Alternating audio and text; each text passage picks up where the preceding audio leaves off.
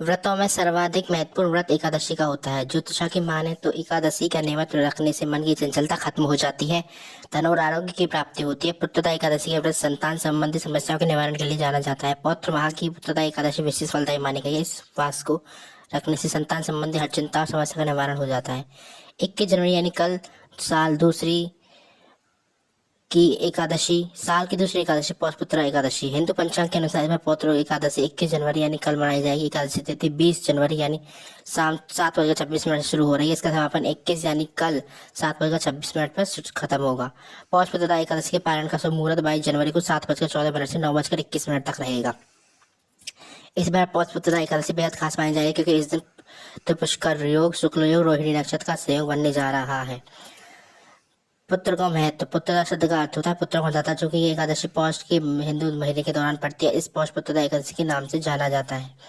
एकादशी के दिन पत्ते न तोड़ें और मांसाहारी भोजन, प्याज लहसुन का सेवन ना करें। इस दिन शराब और सिगरेट का सेवन न करें। दूसरों के बारे में बुरा ना बोलें। चावल का सेवन नहीं करना चाहिए। पुत्रदा एकादशी व्रत कथा।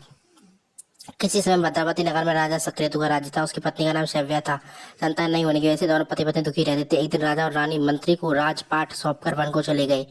इस दौरान उनके मन में आत्महत्या करने का विचार आया, लेकिन उसी समय राजा को यह बोध हुआ कि आत्महत्या से बढ़कर कोई पाप नहीं है। अचानक उन्हें वेद पाठ की स्वर दिखाई देने लगे। उसी दिशा में बढ़ते गए। साधु के पास पहुंचने पर पौषपुत्र एकादशी के महत्व को पता चला। इसके बाद दोनों पति पत्नी ने पौषपुत्र एकादशी का व्रत किया। इसके बाद आपसी संतान की प्राप्ति हुई। इसके बाद से ही पौषपुत्र एकादशी का महत्व बढ़ने लगा। वे दंपत्ति जो निसंतान है उन्हें श्रद्धापूर्वक पौषपुत्र एकादशी का व्रत अवश्य करना चाहिए, जिससे उन्हें पुत्र आदि की प्राप्ति होती है। अब चलिए जानते हैं पौषपुत्र एकादशी का महत्व। साल में 2 पुत्र एकादशी आती है। पहली पुत्र एकादशी पौष मास में और दूसरी पुत्रदा एकादशी श्रावण मास में आती है। एकादशी का मुख्य रूप से उन दंपतियों द्वारा मनाई जाती है जो पुत्र प्राप्ति की इच्छा रखते हैं।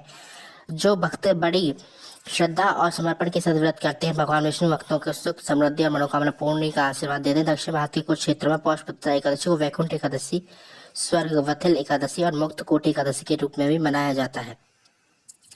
पूजन विधि। लोगों को व्रत से पहले दशमी के दिन सात्विक भोजन ग्रहण करना चाहिए। व्रत के संयम को ब्रह्मचर्य का पालन करना चाहिए। पाकिस्तान के व्रत का संकल्प लें। भगवान विष्णु का ध्यान करें। गंगा जल, तुलसी दल, फूल, पंचामृत भगवान नारायण की पूजा करनी चाहिए। इसके व्रत रखने वाले जल के ही रहना चाहिए। यदि व्रती चाहे तो संध्या काल में दीपदान के पश्चात फलाहार कर सकती है। दान दक्षिणा भोजन कराकर ब्राह्मण को इस व्रत का पालन करना चाहिए। हिंदू पंचांग के अनुसार यह एक बहुत ही शुभ फल की प्राप्ति देने वाला व्रत है। एकादशी के दिन भगवान विष्णु की पूजा की जाती है। मानक के अनुसार एकादशी के दिन करने से सभी इच्छाएं पूर्ण होती है। भारत के कुछ क्षेत्रों में पौष पुत्र एकादशी को वैकुंठ एकादशी के नाम से भी जाना जाता है। धन्यवाद।